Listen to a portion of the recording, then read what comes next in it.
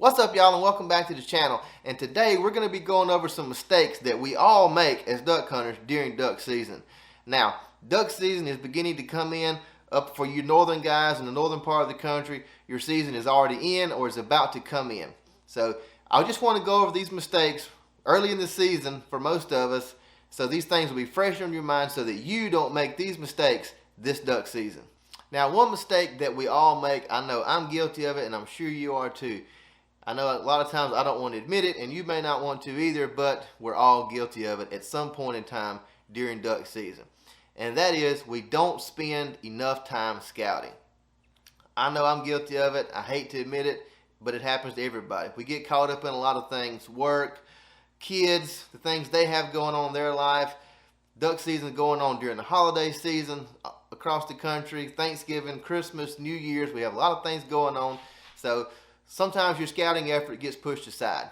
This upcoming duck season, let's all make a point, you and I both, let's all make a point to get out there and put more effort into our scouting. Your hunt is only going to be as good as your scouting effort. Well, you might be thinking, well, Alan, man, I've hunted this area, I've hunted such and such place for 10 years or 15 years or maybe even longer than that. And you know the area, you know the type of birds it holds, you know the weather pattern it takes to get the birds there.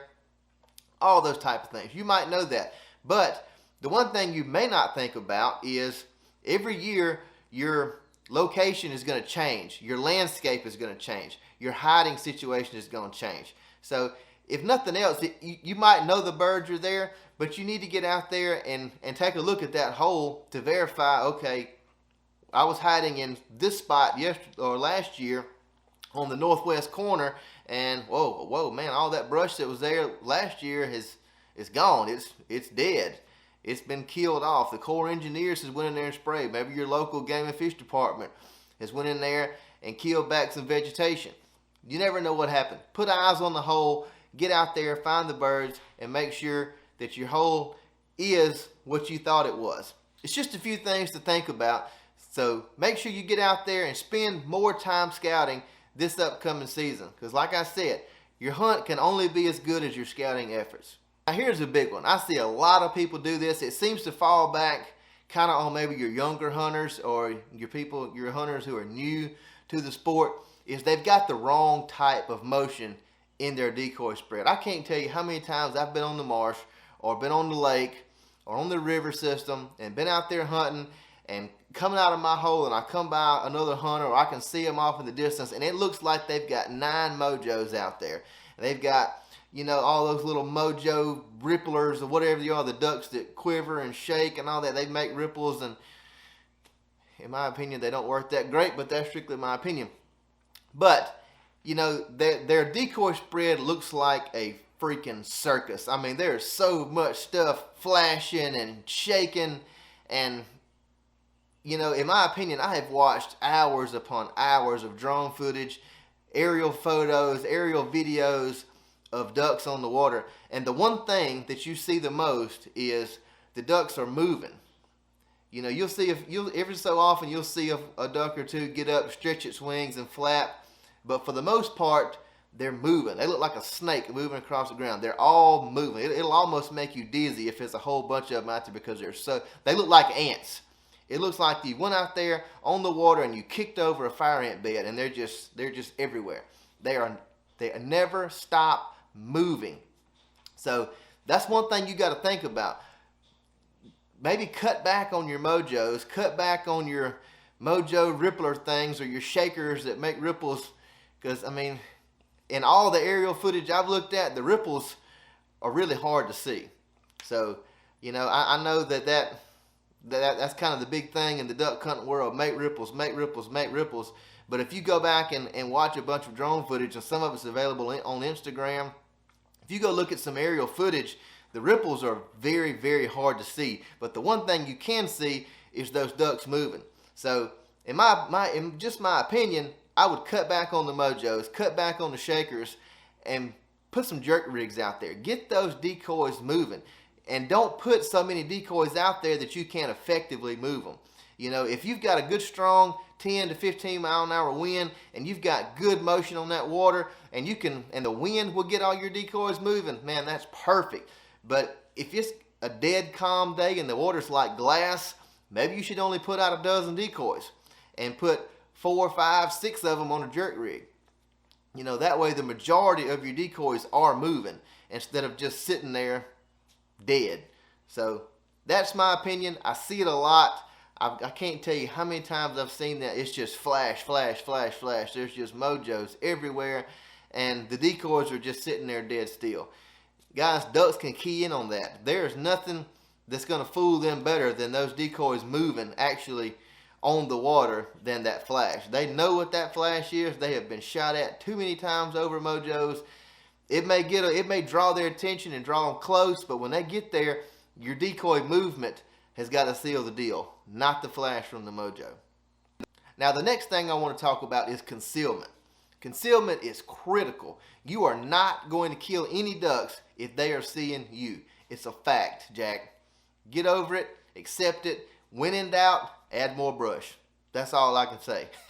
You know, you got your hide put together, whether you're in a layout blind, an A-frame, a panel blind, or maybe just standing by a tree. Even with that in consideration, if you're in the flooded timber standing by a tree, think about your shadows, think about the sun, think about the light, the angles, where the birds are going to be coming from, all of these things.